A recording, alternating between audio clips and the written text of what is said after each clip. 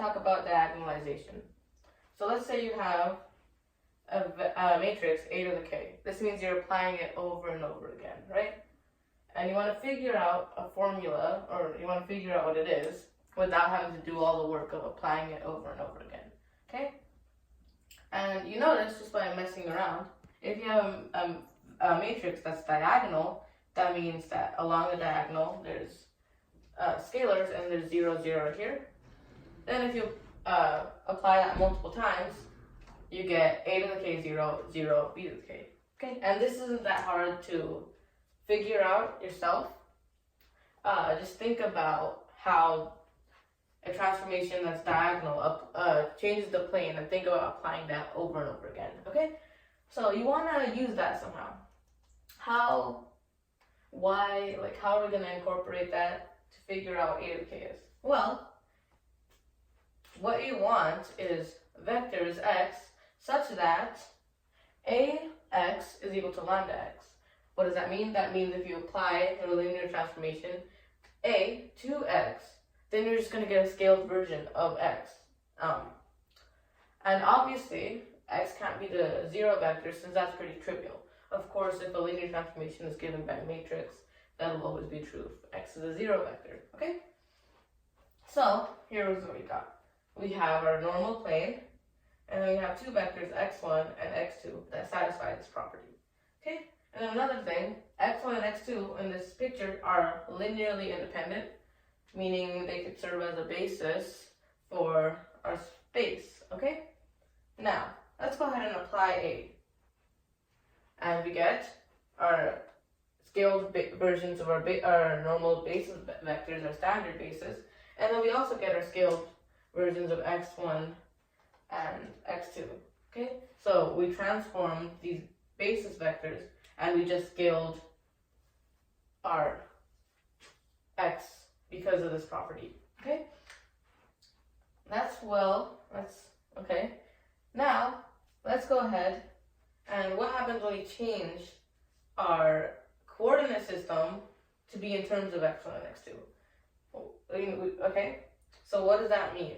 That means here, we're expressing everything in our space in terms of our I and j, our basis vectors, and whenever we transform A, that means we're moving I to its transformed I, moving j to its transformed j, right?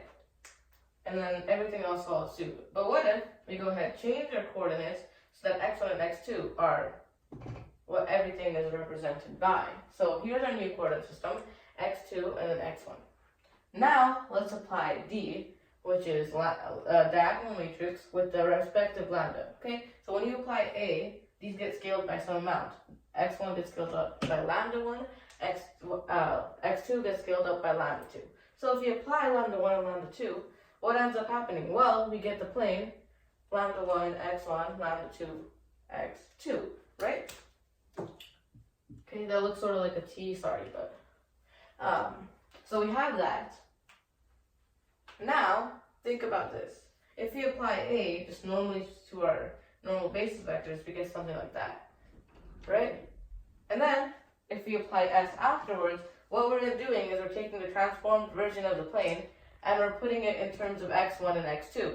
So then we get our plane in terms of lambda 2, x2, lambda 1, x1, and then we get the same thing here, okay? Think about this for a second in your head and see if that makes sense. If this property holds, then expressing it like this should hold as well. So what does that mean? Well, we get the same result, the plane in terms of x1 and x2 transformed, but we took two different methods. Okay, so we took SD, and that's the same thing as AS. Okay, and then what we could do some, we could do some algebra and manipulate it, and we get A is going to be S, D, S inverse. Okay, and this is a formula. Now, what happens when we try and do A to the K? Well, notice, S is a change of coordinates matrix. It doesn't affect the plane, it just changes to a different coordinate system. So and S inverse is just the inverse of that. So it just changes back, okay? The only one that actually changes the plane is D. So if we take A to the K, it's going to be S, d to the k as inverse, okay? You don't have to change the coordinates twice, you don't have to change back multiple times. The only thing you have to do is apply your d multiple times, okay? And this is just, showing why diagonalization works and why you can use it to find something like a to the k. In the next video, I will be doing a concrete example using the Fibonacci numbers to go ahead and, showing you an example of how you could actually calculate this and use this. And also there's going to be some recursive relationships there.